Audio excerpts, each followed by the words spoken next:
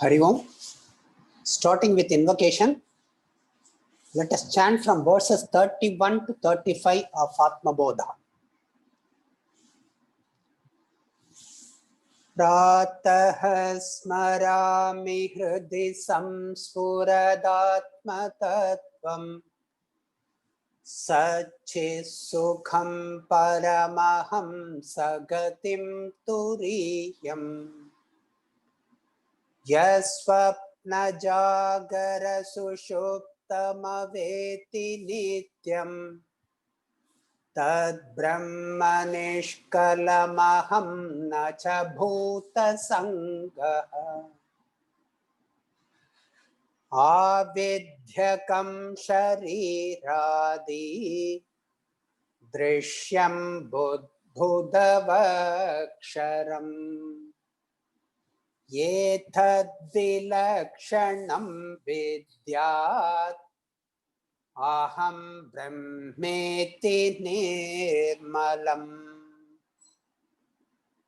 Dehanyat vanname janmaha Jara karshalayadayaha Shabdadi vishayai sangaha Nirindriyataya nacha Amanasvanname dukkha Ragadveshabhayadayaha Aprano hyamana shubhraha Ityadi shruti sashanat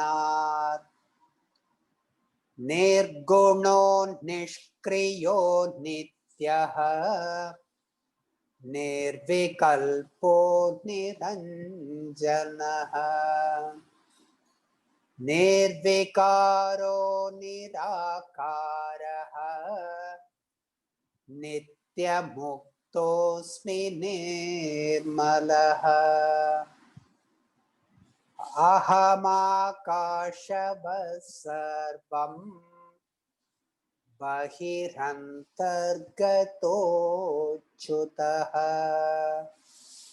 Sada sarvasamho siddhaha Nisango nirmalo chalaha.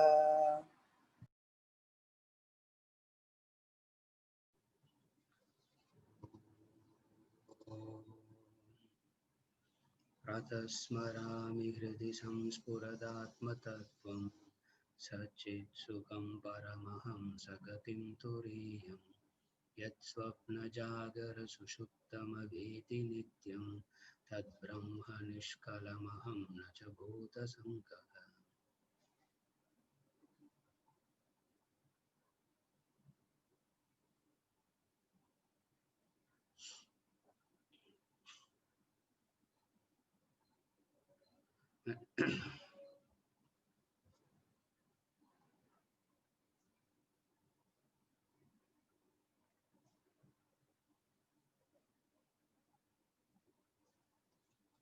We continue with verse number 34.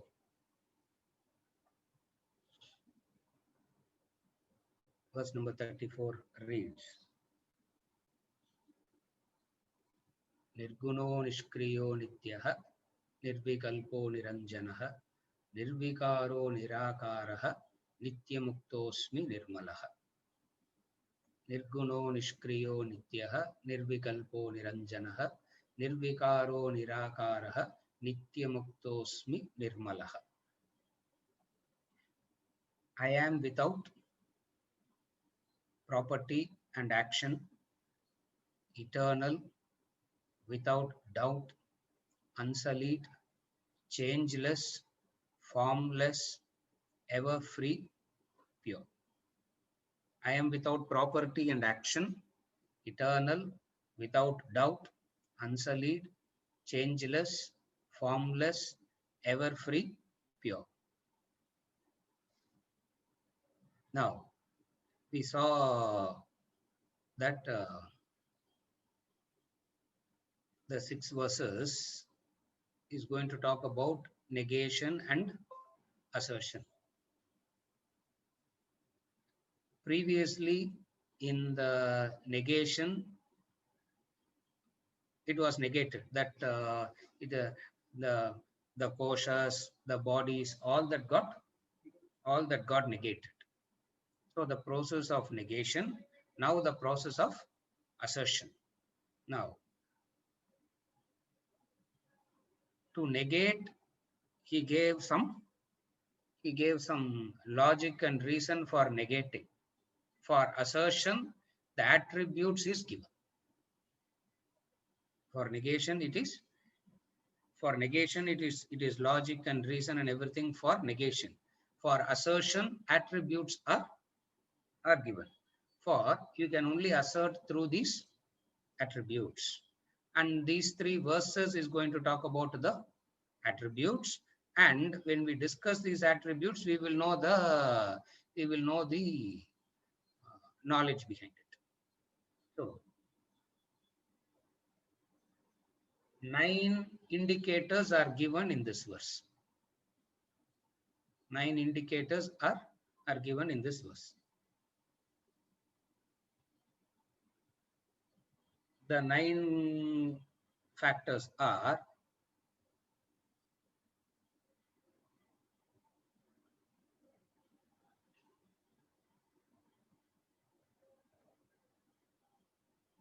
Nirgunaha, Nishkriyaha, Nirvikaraha, Nirmalaha, all that.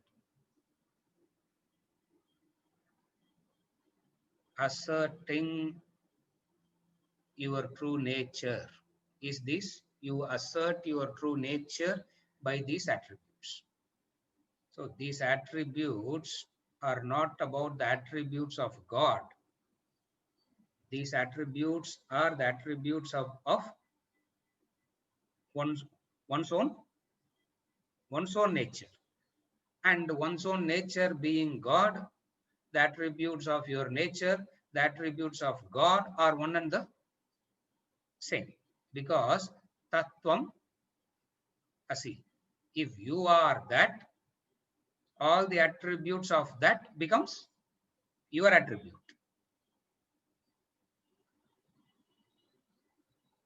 Or if you may choose to say, I don't agree with Tattvamasi. You may choose to say, I don't agree with it. I don't accept it. I don't agree with it. I don't understand that. That you can say. If the statement, you are that is true, if that statement, you are that is true, all the attributes of that becomes the attributes of you. The attributes of that becomes the attributes of you. Therefore, he says, I am, I am, I am.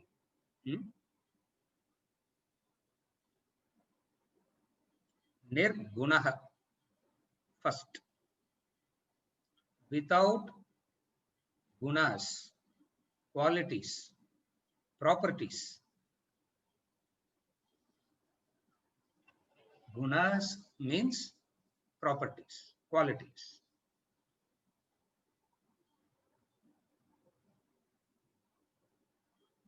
I am without property, not materialistic property. Poor fellow, he doesn't have any property, so let us give him some property. Without property means without a guna. What are the gunas? The gunas, technically you can understand it as sattva, rajas and tamas. Gunas, technically you can understand it as sattva, rajas and tamas. In the common sense way, good attributes and bad attributes. 2 ways. Whichever appeals to you, you can take. You can't say, I have all the good attributes and no bad attribute. I have all the good qualities only, sir. I don't have any negative qualities in me. You cannot say that. Why? Because the negative qualities invariably go with The negative qualities invariably go with positive qualities. It only differs in degree. It only differs only in degree. Therefore, the true nature is beyond attributes. Beyond attributes, as in, you can understand it in two ways. You can understand it as good and bad attributes, or you can understand it as beyond the three gunas, the three gunas of sattva, rajas, and tamas.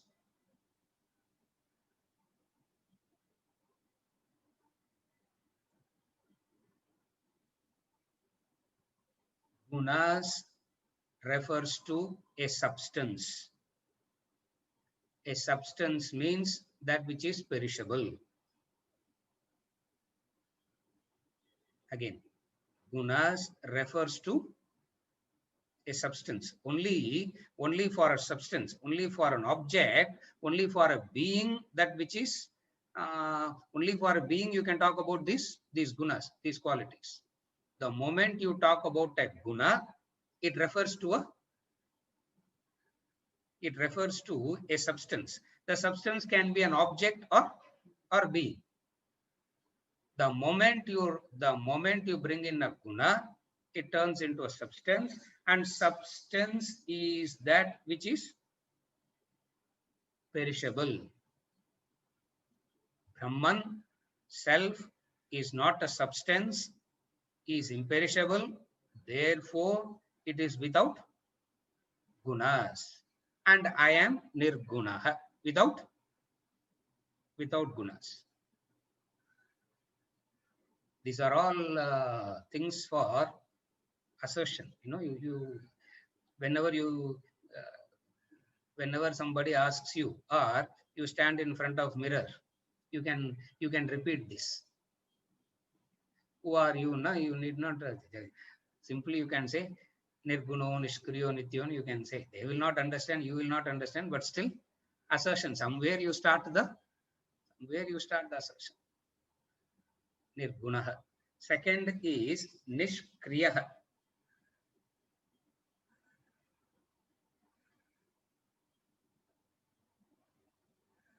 Kriya implies activities.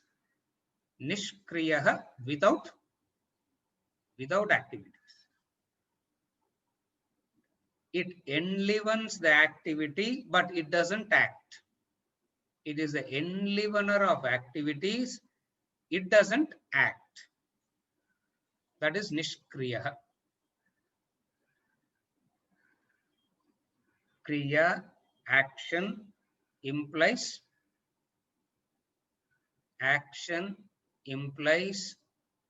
a vasana. Action implies wanting something. Then only action happens. Action means this. Action means a want, a karta. For action to happen, there has to be a doer, and the doer has to want something. Nishkriyaha means there is no wanting anything. Since there is no wanting, there's no doing.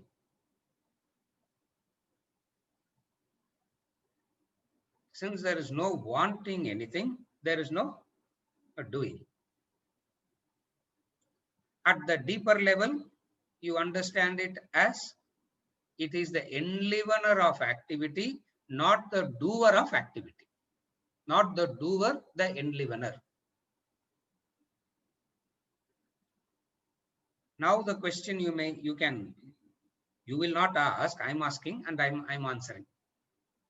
Is not enlivening a type of doing? Is not enlivening a type of doing? Doing, enlivening is not a type of doing, because enlivening is the swabhava. Enlivening is not a doing, because doing implies it doesn't have a desire to enliven.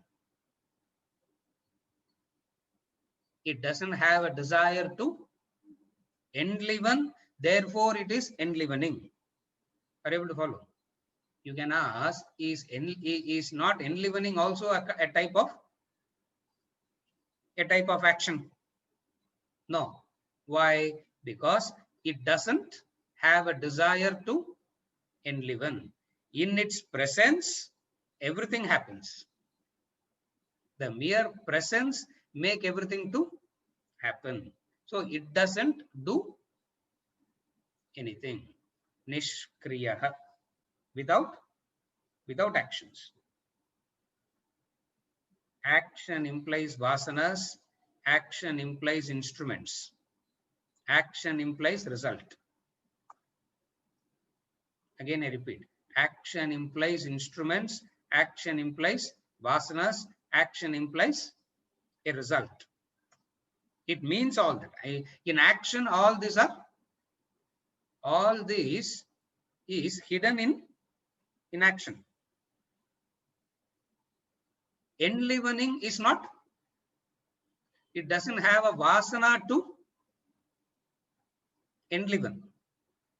Neither does it have an instrument to perform the action of enlivening. Are you able to follow? Neither it has an instrument to perform the action of enlivening. 3, there is no result that it is expecting or wanting out of enlivening. In that sense, it is nishkriyaha.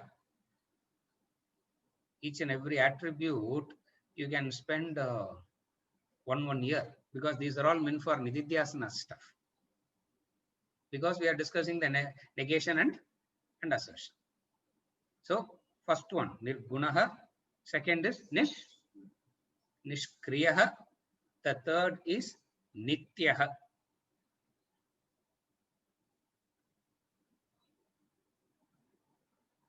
Nityaha means eternal, beyond time. Nitya means eternal. Eternal means beyond time.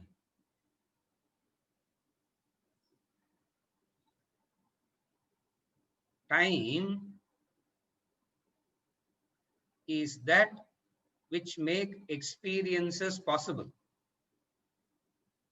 Experiences are possible in the medium of time. Being Brahman is not an experience. It is the nature. To put it very simply,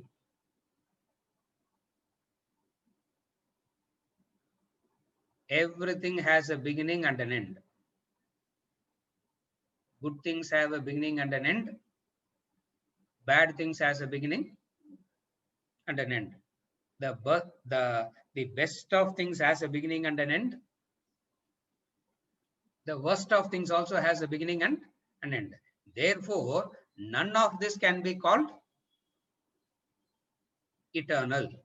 None of this can be called eternal, nityaha, permanent, because anything that fits under time cannot be permanent. Anything that fits under time cannot be permanent. Nityaha. Nityaha means it is imperishable. Nityaha means it is beyond time. Time is a concept of an intellect. Time is a concept born of intellect. How do you say time is a concept born of intellect?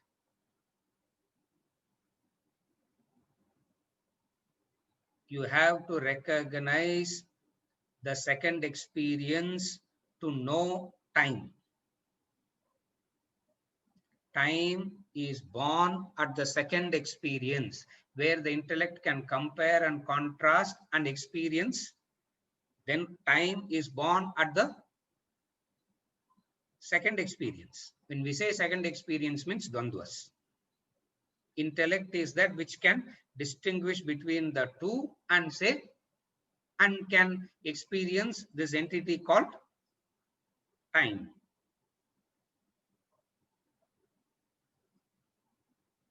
He gives a beautiful example by saying, just as distance is an interval between 2 points, distance is an interval between 2 points, time is that which is the distance between two experiences. Therefore, just as you cannot ask what is distance at point A, you cannot ask what is distance at point A. If you have to ask what is the distance, you need to have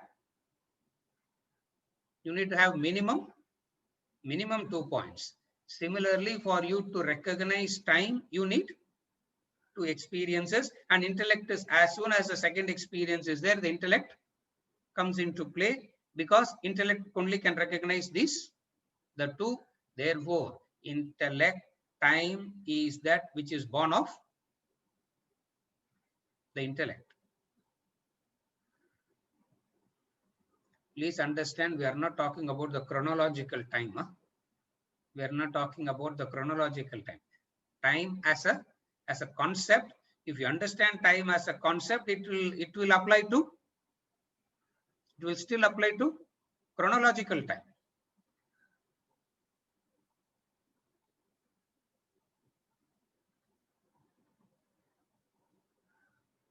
Time is an experience which is relative by nature. Time is an experience that is relative by nature.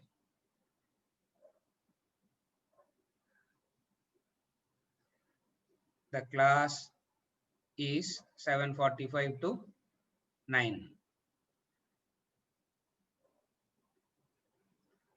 We put it on advertisement like 7:45 to 9.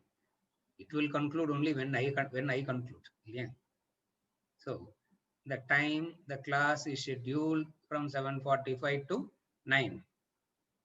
All our clocks say it is only 1 hour 15 minutes. The clock says only 1 hour 15 minutes. No 2 person in this classroom experiences the same 1 hour 15 minutes. For some, 1 hour 15 minutes will be like one yuga. For some, 1 hour 15 minutes is like a few minutes. And for me, 1 hour, don't ask me, yeah? Yeah, I don't want to reveal the truth. For me, 1 hour 15 minutes goes like jiffy. Even before I think I can start, the time is even before I think I can start, the time is over. So time is a very relative factor. Therefore, there is no permanency in any experience, because it is purely relative.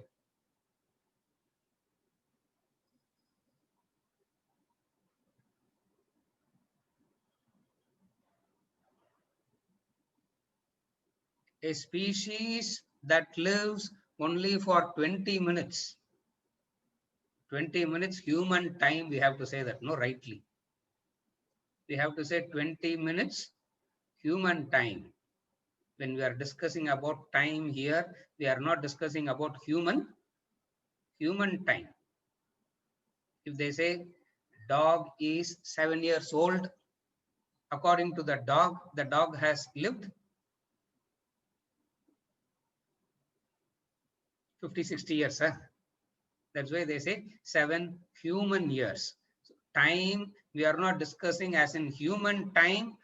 We are discussing time as in the very that which brings about the variety of experiences itself happens in the medium of The time and Brahman is beyond time, because Brahman is not an experience. Brahman is not an experience, and experience means a beginning and an end. You cannot have a permanent experience. It is not possible. Experience itself means a beginning and an end. Only that which has a beginning and an end you will be able to distinguish and call it as an experience. If something which doesn't have a beginning and an end, you cannot call it as an experience. Brahman is Nityaha, timeless, eternal. The third entity, the third property.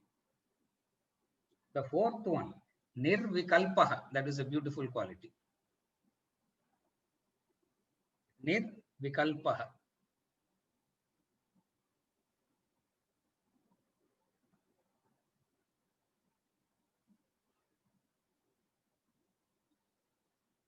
Vikalpa is doubt. Vikalpa is doubt. Nirvikalpaha, without doubts. All these words were in the vocabulary at one point of time. Nowadays, these words have gone out of the vocabulary.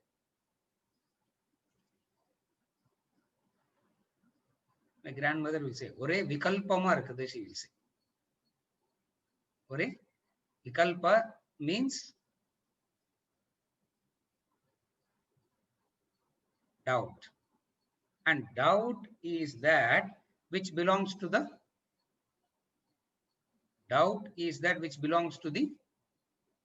mind.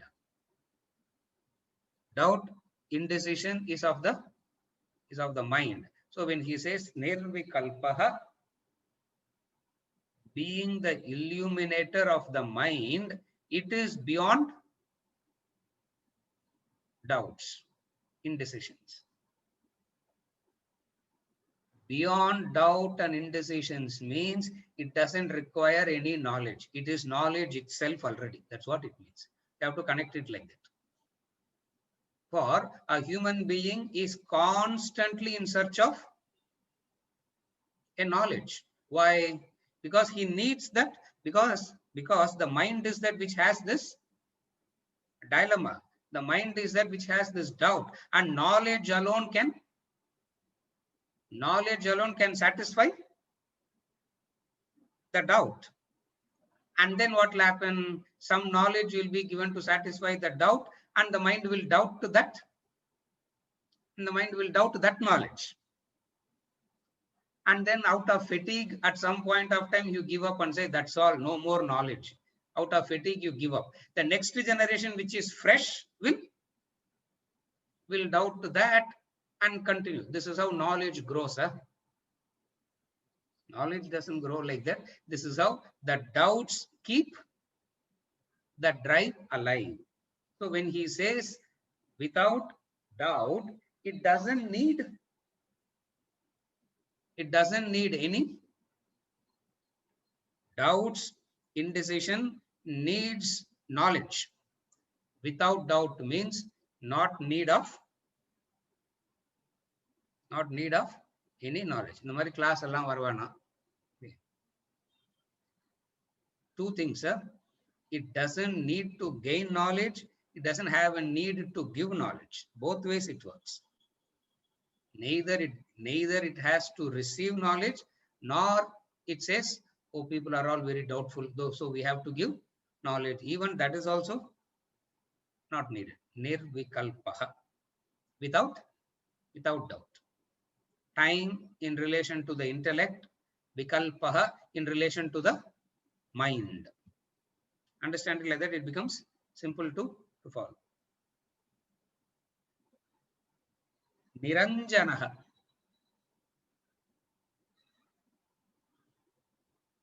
Anjana means, what does Anjana means?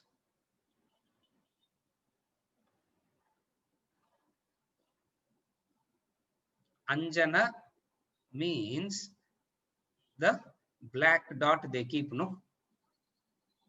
The black dot they keep. Drishti vandrakudadan for children they keep, no? Adults also you can also keep. You can put one dot here. Anjana is that black dot. Niranjanaha means without, that is a stain. Anjana is a black dot, a black spot, a stain, a dirt. Niranjanaha means without dirt. What is the dirt? What is the dirt? What is the dirt? At least Atma Bodhale we should say very clearly. What is the dirt? All are muted. That's why I can't hear anything. Just type on Padam. Because Venkat decided that only I will speak. Ellarum mute aayidhu. Adanala, what is the dirt? Ignorance is the dirt. Correct. Avidya. Ignorance is the dirt. Ignorance is the dirt. Correct. Avidya. Ignorance is the dirt. Niranjanaha means without dirt, means without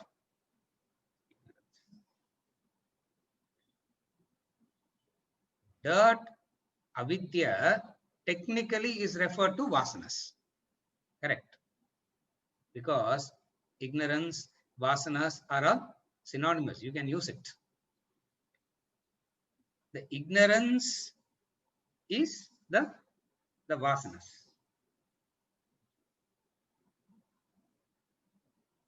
Vasana is that which characterizes an individual. Vasana is that which characterizes an individual. Seriya? If vasana is that which characterizes an individual and vasana means avidya, ignorance, what is it that characterizes an individual? Ignorance. Ignorance is that which characterizes the individual. What is niranjanaha means? Without any black spots. Without any black spots. Meaning not literally the black spot, without stain, without dirt. In Vedanta, according to the law of dharma, dirt is that which makes you recognize that you are an individual. Dirt is that which makes you to believe that you are an individual. You are an individual who has a birth, who has a death. You are an individual who has to achieve so many things. You are an individual that should not do something. You are an individual that should do something. All these things about the individuality arises from the dirt. What is the dirt? The dirt of vasanas, ignorance. Niranjanaha means without. Niranjanaha means without dirt. Then comes nirvikaraha.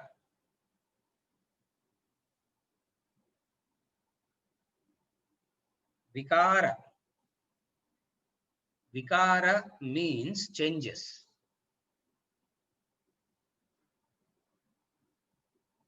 Modifications. Vikara literally means modifications, changes. What are the modifications? Birth, growth, disease, decay, death. Birth, growth, disease, decay, death are the changes, are the modifications, are the vikaras. Nirvikara means without these modifications. a change is recognized only with reference to a changeless entity. Changes are recognized in relation to that which is changeless.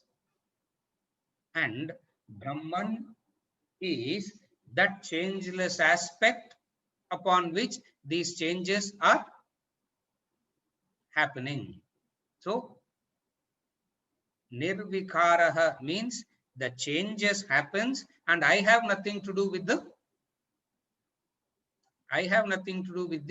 changes. Nirvikaraha.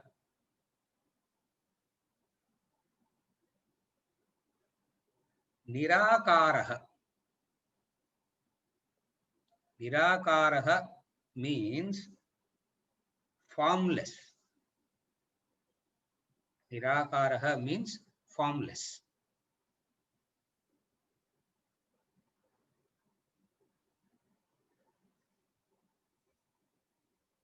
All this happens in duality. Yeah? That's why we have to bring in the duality again and again. Duality, plurality.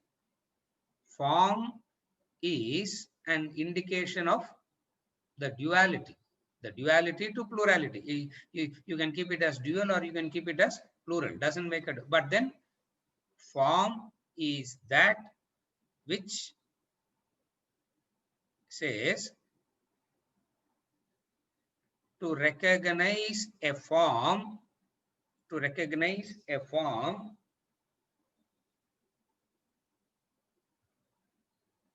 it has to have a clear, to recognize a form, it has to have a clear boundary. To recognize a form, it has to have a clear boundary. Boundary means it ends. Boundary means it ends. Nirakaraha, formless, means without any boundaries. Since it is without any boundaries, it is formless. Anything that is all pervading cannot have a form. Anything that is form means limited. Anything that is something that is all pervading cannot have a form. Therefore, he says Nirakaraha. The closest to formless, technically not 100%. The closest to formless is what you can understand it as space, consciousness. These are all indicators of formless. Closest. Space is formless. That is why it can, that's why if space has a space now, then what is it? Then what is it outside of it?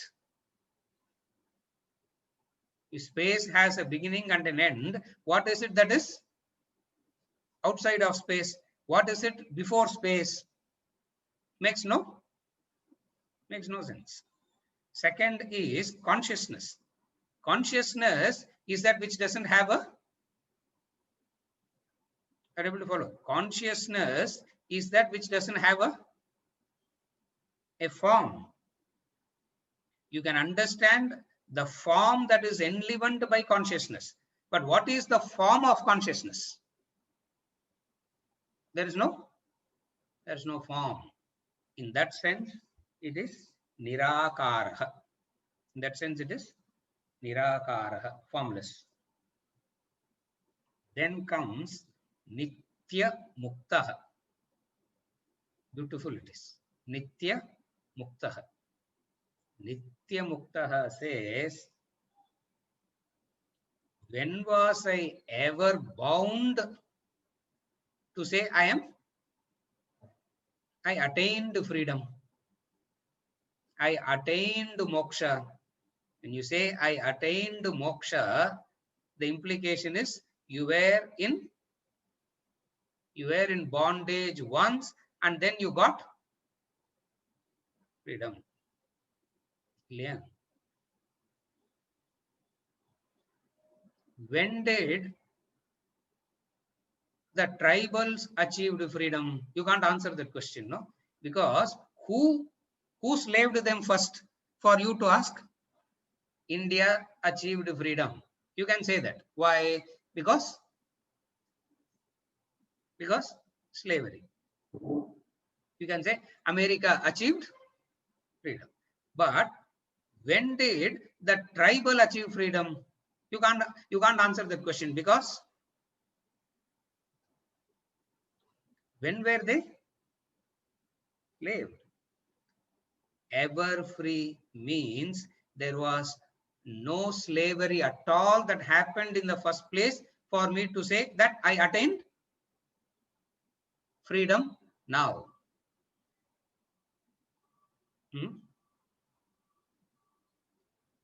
A person can become a slave only when he was originally free. Carefully follow. A person can become a slave only when he is a free person, can be in bondage. That's what we all think. And what we think as freedom is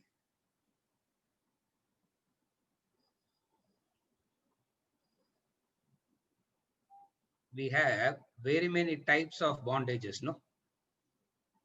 Economic bondage. From economic bondage arises economic freedom. Suppression of speech arises freedom of speech. Political suppression arises political. So freedom implies a freedom implies a slavery. Bondage is that slavery. Nitya Muktaha says the bondage itself is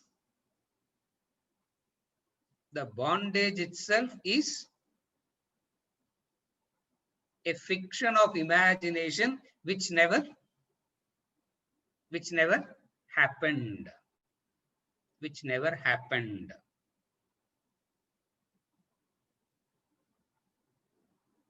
When did you become free? The person says, when was I bound to become free? Nitya Mukta. We will follow. See, we all accept bondage to freedom. We accept. We all accept. I am in bondage. From bondage, I have to achieve freedom. Something you are bound by. Everybody is bound by. Everybody is bound by something. And freedom is always freedom from that which you are bound by. Ever free means nothing can never ever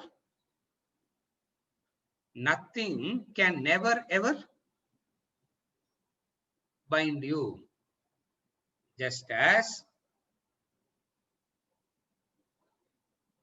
the rope doesn't get freedom from the snake, correct? The rope says, I attained freedom. From what? From the snake. Rope will turn back and ask, when was there a snake to say that I attained freedom now? You imagined a snake, you attained freedom from that imaginary snake. You imagined a snake and you attained freedom from that imagination, but I have nothing to do with it. Why? Because I am ever free. It means what? Moksha, freedom, is not a future event. It is a fact that is available now. Moksha, or freedom is not a future happening. It's not a future event. It is that which is available now. If we say it is available now, you will immediately ask, what will you ask? Then I should be see it, then I should be able to see it. No, sir. See with what? See it with what? Are you able to follow? If it is available now, you can't ask this question. At least now you should have been, gained that much knowledge to ask, if it is available now, I should be able to see it. No. All that we have already clear, all that we have already seen in all the various examples, in all the various things that he has done from verses 16 to 29, it is very clearly established. Nitya Muktaha, ever free.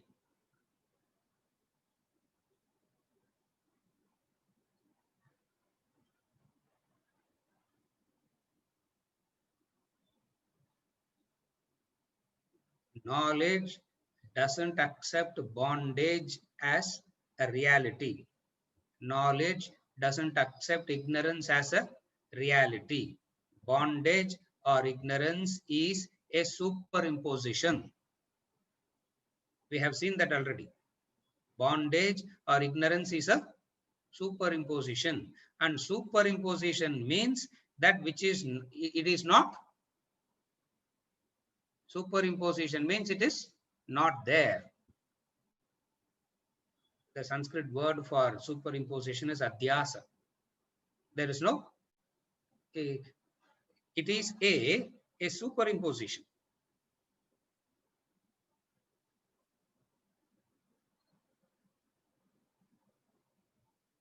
Since bondage is a superimposition, ignorance is a superimposition, knowledge alone can liberate you from that superimposition. And what is the knowledge? What is the knowledge that will free you from the superimposition? What is the knowledge?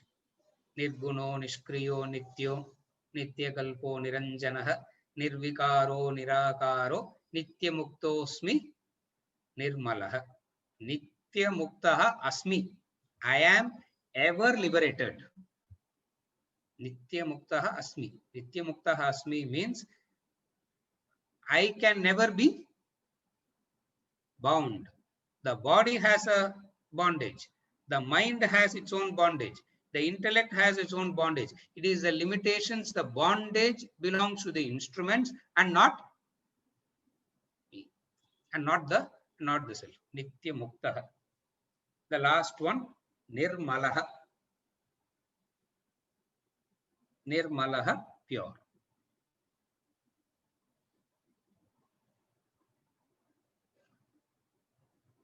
Purity implies no ragadvesha, no kartrutvam, no bhoktrutvam. Idallam the impurities. What are all the impurities? No raga, no dvesha, no kartrutvam, no bhoktrutvam, no I know, I don't know. Freedom from the impurity. He puts it so beautifully by saying, impurity means some alien foreign particle, when it comes, it is impure. So the presence of an alien particle makes it impure. 99% pure gold means there is an impurity in it. What is the impurity? Copper. I don't know what is in that. I'm just giving an example. Copper.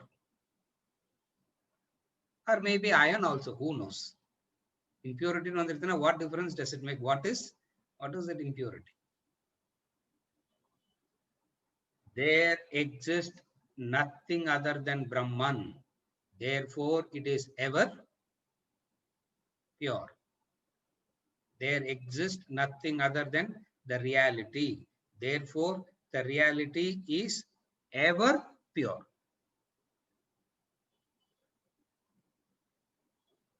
This is verse number 34. I told you, no, 34, 35, 36, we can finish it off in one session. We will just run through these verses because there is nothing much to explain in this. For this is how you assert. Instead of saying I am the body, I am the mind, I am the intellect, instead of you asserting the wrong things in you, you negate the wrong things about you and you assert your own nature. You negate that which you are not and you assert that which you are. And these verses are not like kind of self-hypnotism. These are not like a kind of self-hypnotism where you go on saying I am, I am, I am. It's not like that. You can say I am, I am, I am for thousands of years. For thousands of years and still nothing will happen. The negation and assertion. This is verse number 30, 34. And we move on to verse number 30, 35. We move on to verse number 35.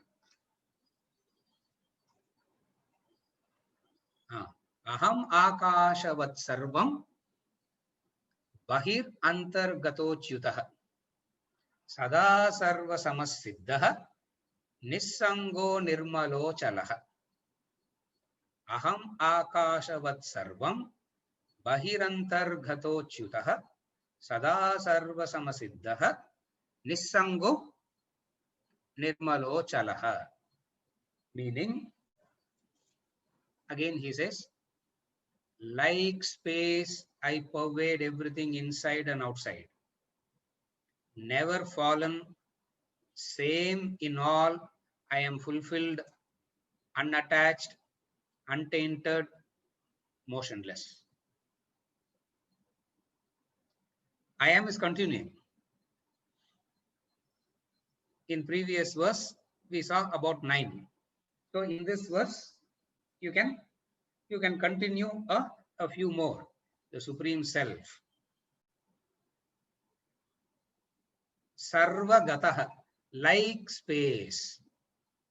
Atmabodha, no? He has brought in an example now. A comparison he has brought in.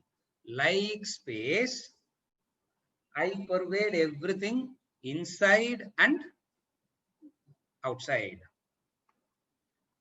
Aham akashavat sarvagatah.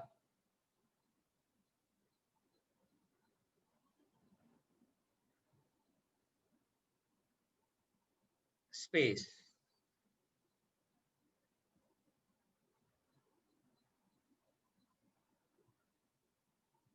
What is the comparison?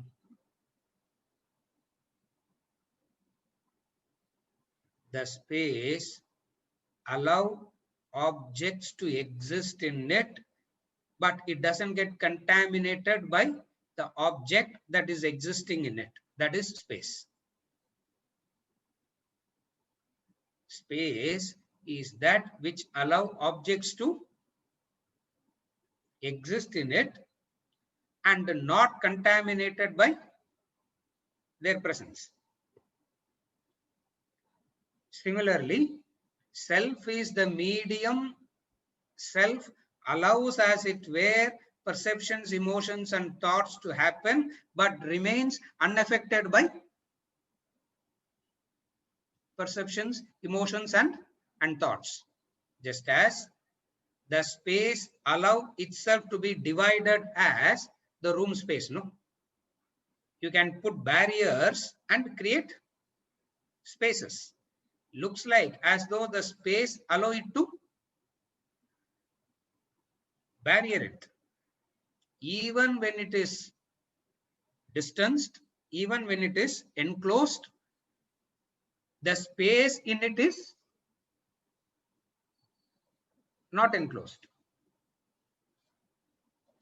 That is why when you remove the walls, okay, there is a wall Understand it very simply. There is a wall, and the wall divides the room space and the outer space. When you remove the wall, when you break the wall, will you say, I allowed the room space to merge with the outer space? Can you say that? Why? Because you understand, even when the wall is there, space remains uncontaminated. Similarly, I am like the space. And he says, I am like the space. What does it mean? I am like the space means I am, that aspect of space is compared. What is that aspect of space is compared? Everything will happen in space, and yet space remains ever pure. In that sense, I am like space I pervade. Another comparison is space is all pervading. The closest that you can conceive of all pervading is the space. The closest thing that the intellect can come to understanding in terms of all pervading is the space. So three things. What are the three things? Space is all pervading. Brahman is also all pervading. Space allow objects to exist in it without being contaminated, conditioned by them.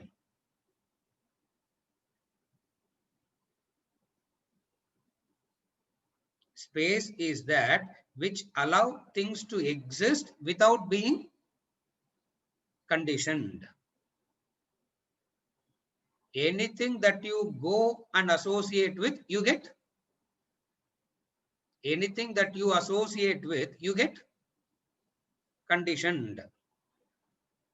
Clear? Anything that you associate with, you get conditioned.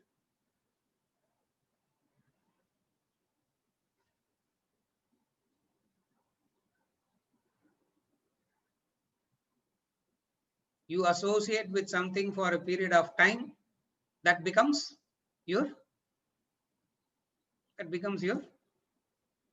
conditioning.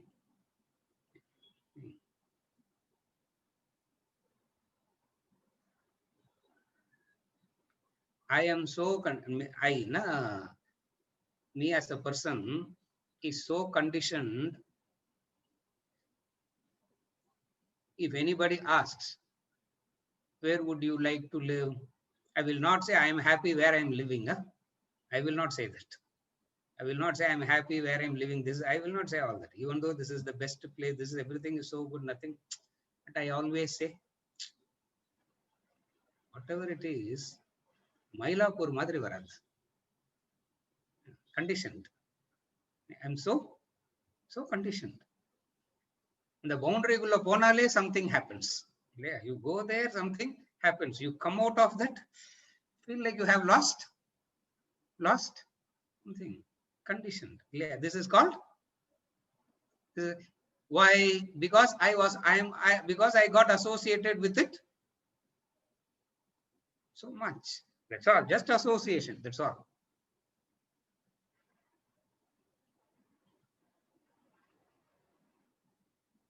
Another friend of mine said,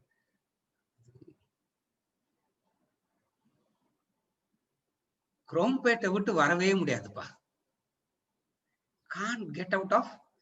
I said, oh my God, I was waiting to get out of. So anything that you associate with, you get conditioned. Space, Brahman, is that which allows you to, which associates but doesn't get conditioned. Example, magnet, iron piece, wooden piece. Remember that example. Magnet, iron piece, and and wooden piece.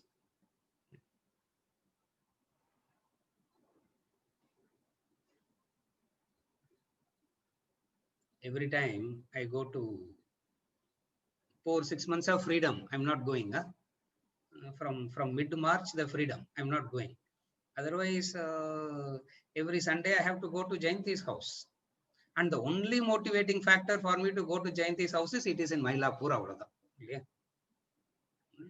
Otherwise, it's who wants to go and drink her kanji and aplam and all that? But the only satisfaction is at least you touch the boundary of and sit, breathe that ethereal air for 45 minutes, putting up with all her nagging and everything for what? To breathe that ethereal air and mouth. Badri doesn't have that conditioning of Mylapore. So it is very suffocating for him. Are you able to follow? Anything that you associate with, you develop a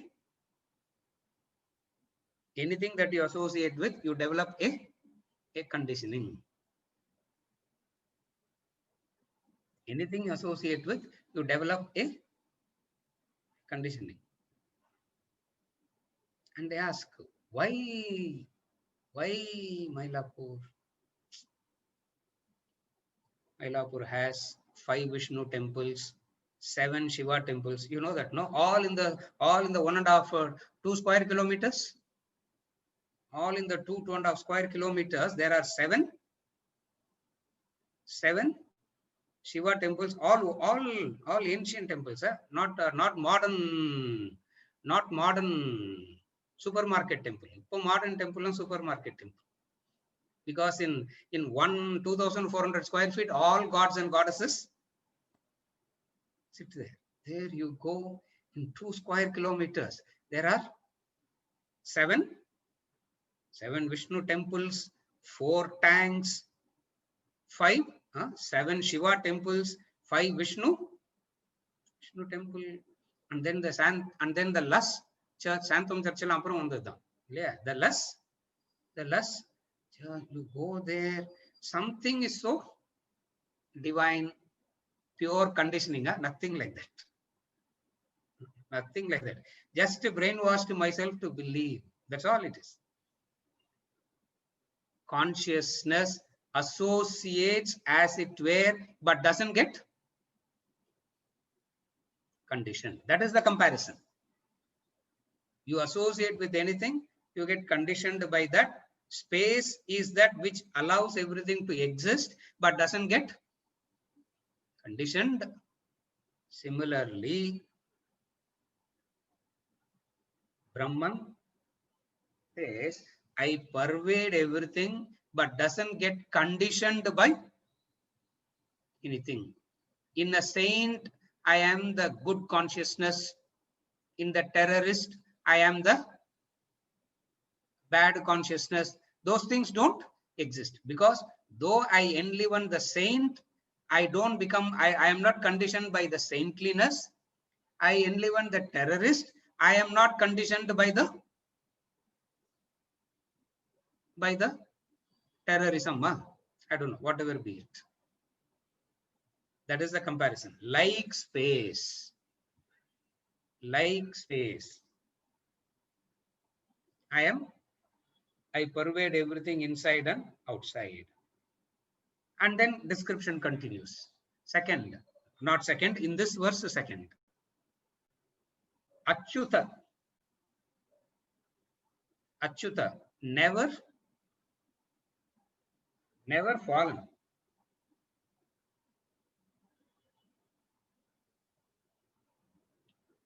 Never fallen means I don't require a savior to lift me up. That's what it means.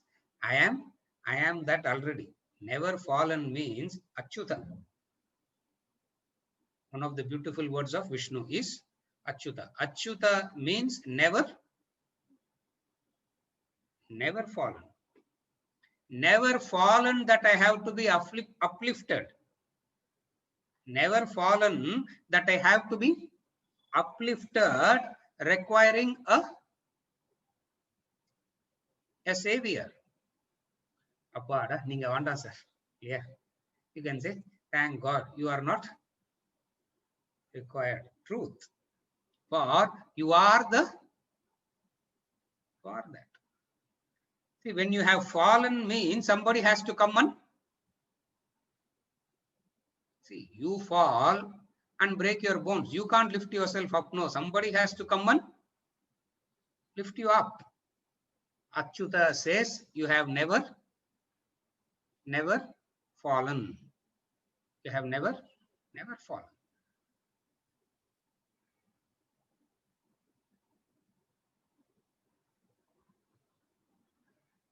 Never fallen because you maintain your real. Never fallen. You understand that you have never fallen because you have got the right knowledge.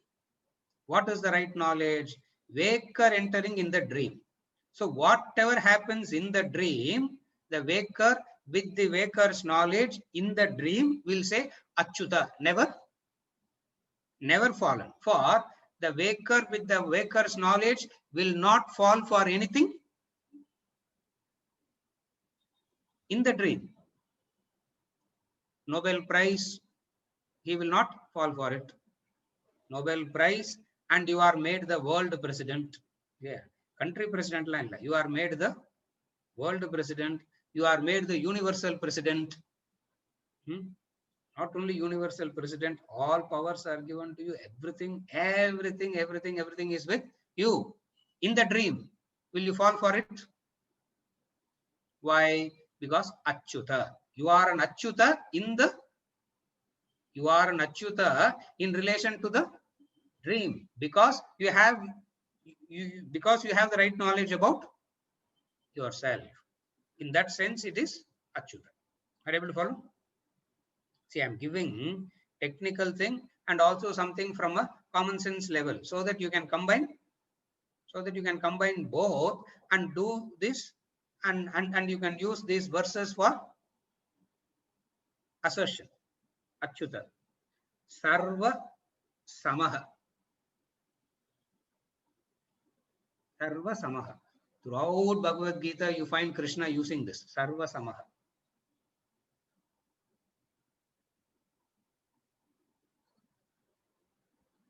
Very beautifully in Bhagavad Gita, chapter 13, verse 28.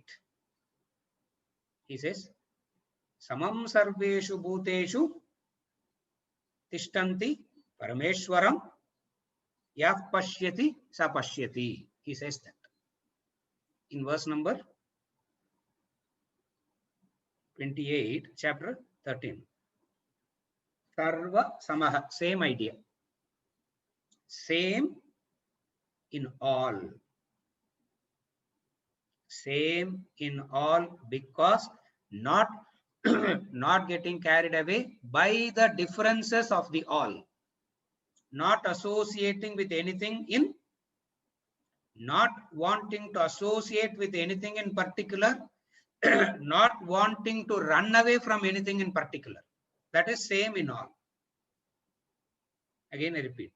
Same in all means not wanting to associate with anything in particular, neither not wanting to run away from anything in particular. Same in all. Samam sarveshu bhuteshu tishtanti parameshwaram yah pashyati sa pashyati.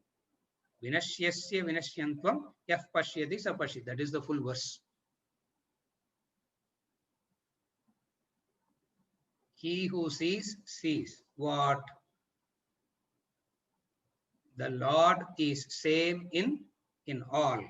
The Parameshwara is same in all. I am same in all. Exactly like petrol saying, I am. Exactly that. I am same in all cars. The petrol is saying, I am same in all cars. The differences is because of the cars. The differences is not because of me. For I am the same in all cars. Sarva Samaha. Siddha means fulfilled. Sarva Samaha Siddha. Siddha means fulfilled. Like the ocean which doesn't want anything, nor is it bothered when things are taken away. It is fulfilled. Siddha means fulfilled.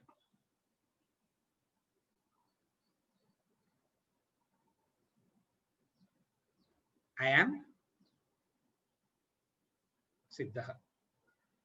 The name that you have to give yourself is I am. Who are you? You should say I am Siddha. You can say that. Anything from this you can say. Who are you? No, you can say I am Nitya. You can say I am Nitya. You can say I am Siddha. Anything you can say.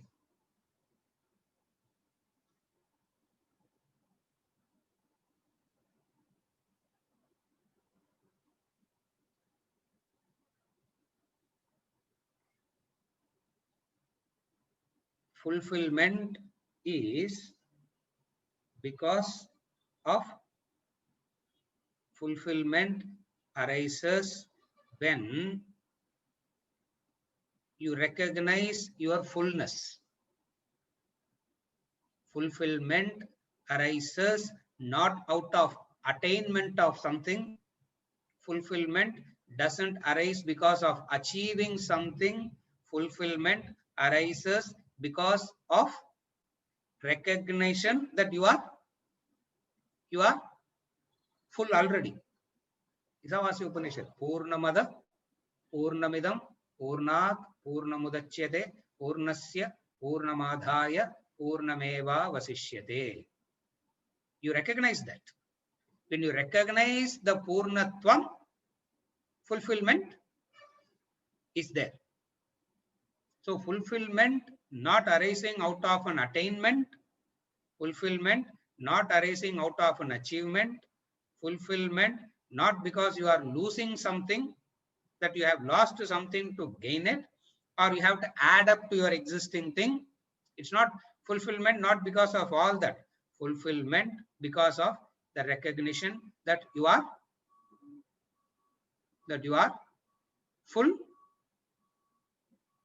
You are full already. Apuryamanam machala pratishtam samudramapah pravishanti yadvat. In the description of a Sthita Prajna portion, Apuryamanam achala pratishtam samudramapah pravishanti yadvat.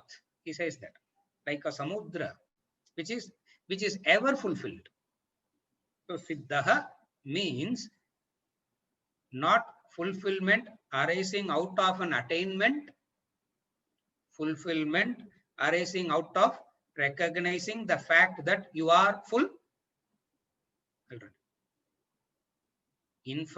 Infinite abundance is there already. You have to recognize that. Fulfillment arises when you recognize the abundance. Life can be seen as limited resources, or life can be seen as abundance. If you see it as abundance, you are fulfilled. If you see it as limited resources, you are always unfulfilled. You are always craving, wanting. The moment you recognize the abundance, please understand, you are not imagining the abundance. You are not hallucinating about abundance. Abundance is there, which is already there. So, are you able to follow? So, you can understand life as abundance, or you can understand life as limited resource. I am a Siddha is one who has recognized the abundance. Siddha is one who has recognized the abundance. Then comes Nissangaha. Nissangaha, unattached. Otherness has to be there to get attached. Otherness has to be there to get attached. Hope of something has to be there to get attached. Nissangaha means there is no otherness. There is no dissatisfaction for which a hope of joy comes to get attached with something. For it is bliss already. See, when you recognize that you are bliss, Ananda, when you recognize your true nature, which is Ananda Swarupa, you can never get attached. Attachment comes when there is a hope of happiness through that. Then only you'll get attached. A hope of satisfaction, a hope of joy, a hope of happiness through something else, then only you'll get attached to that. Nissangaha means there is no attachment. Because Ananda Swarupa, when you recognize that you are Ananda Swarupa, when you recognize that you are fulfilled already, with what you will get attached? Therefore, Nissangaha, without attachment. Nirmalaha, which we have seen already. Pure and Nirmala, Niranjana, Nirmala, all means the same. That's why beyond a point, all this assertion becomes a repetition. Why assertion alone is repetition? Because truth can only be repeated. Yeah, that is why they say, if a person says something, idella tricks. If a person says something and you want to know whether the person is lying or speaking the truth, ask the person to say it in the reverse order. If it gets jumbled up, it's a lie.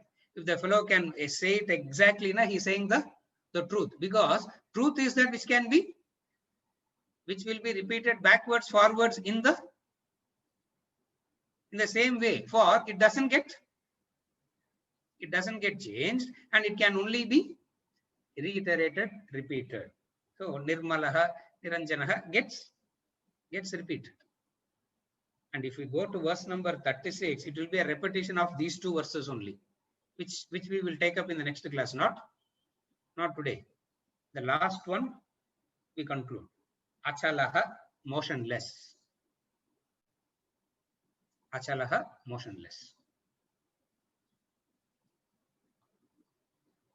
Motion implies that you are at place A and you are not at place B. From place A, you can move on to place B. Correct? Motion implies you are at point A and you are not at point B, and you can move from point A to point B. That which is all pervading, where can it move? Therefore, Achalaha, I am motionless. Again, I repeat. You can move from a place where you exist now to a place where you do not exist. Supposing you are already existing there, where can you move? And Brahman being all pervading, it cannot move. Kenopanishad, in the race, they talk about this. All the devas ran a race. Brahman was the running race na oru whistleblower. And all them what they did, they make the running race circular, because the referee will stand in the same point, the runners will go and has to come back. Upper running race, not circular ground, it was a straight line. So it was a straight line. And Brahman, the referee, blew the whistle. And they all ran. Indra, the fastest, the mind, the fastest reached. And to its utter horror, Indra recognized that even before he can reach there, Brahman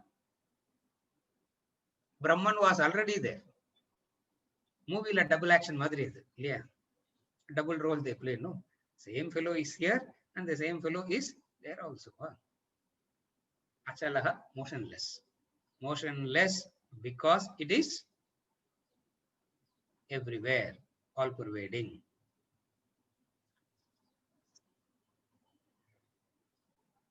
If anybody asks, who are you? If you ask yourself, who am I? What should you say? What should you say? Nirguno, Niskriyo, Nityo. People will think that there is something wrong with you. If you say all that, they will think there is something wrong with you. So, verbally, you say what they like to hear, but mentally you recognize you are not that. Verbally, you say what they like to hear. That's what they like to hear. So you say that. But mentally, but inside, what do you recognize about yourself? Who are you? Nirguno, Nishkriyo, Nityo. Who am I? Nirguno, Nishkriyo, Nityo. Atma Bodha verses 34, 35, and 36. Today we finished 34 and 35. Next class, we will start with verse number 36 onwards. With this, we conclude for today. Kelvil and doubt because everything is going overhead. No. The doubt will come only when something is relatable. Nirguno, Nishkriyo, Nityo, Nirvika, Ella it's going over the head. We feel it's better to have all the Shastra.